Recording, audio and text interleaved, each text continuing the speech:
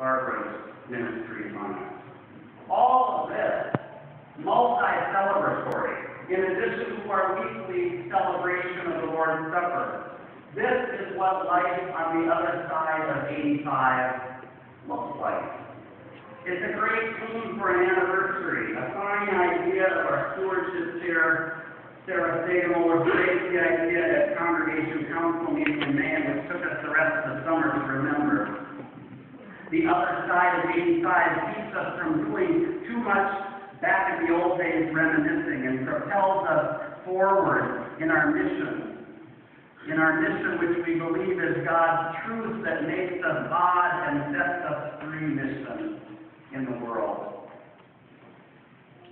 If you think about it, whatever is on the other side of almost anything captures our interest, our intrigue, and our wonder.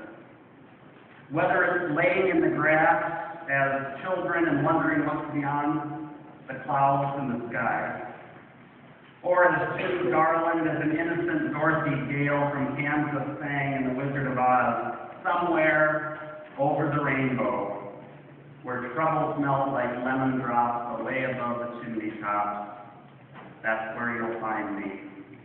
We are all captivated with what might be on the other side. Maybe it was Monty Hall and the makers of Let's Make a Deal that made us want to know what was on the other side of door number 1, door number 2, or door number 3, and Carol Merrill was the queen of showing us what it was. Well, all our scriptures this morning point to some aspect of life on the other side. The prophet Jeremiah in our first reading speaks a word on behalf of God which tells of a day on the other side of Egypt, when the house of Israel will have a new covenant made with them, a covenant that cannot be broken and that promises a God who will have amnesia when it comes to sin, our sin, and a God who will have the memory of an elephant when it comes to forgiveness, the forgiveness of our sin. The psalmist this morning sings of a God on the other side of all our fears, a God beyond the raging waters and the shaking earth and the quaking mountains, a God beyond all this warring world, a God on the other side of all that causes us to be afraid, and yet who is with us, who remains on our side, fears and all. The Lord of hosts is with us. The God of Jacob is our stronghold. It was the psalm, it is the psalm that inspired Luther to write A Mighty Fortress. And in the second reading this morning, St. Paul's words from his letter to the Romans reveal the God who is on the other side of the law and the commandments, a God of whose glory we all fall short, but yet who puts forward to our side all of the righteousness that belongs to Christ and makes it ours, despite ourselves.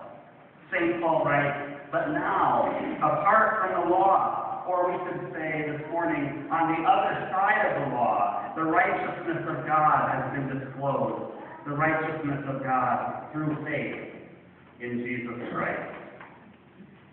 And in today's gospel text, Jesus speaks of life on the other side of the Word, himself being the living and incarnate Word. If you continue in my word, Jesus says, you are truly my disciples, and you will know the truth, and the truth will make you free.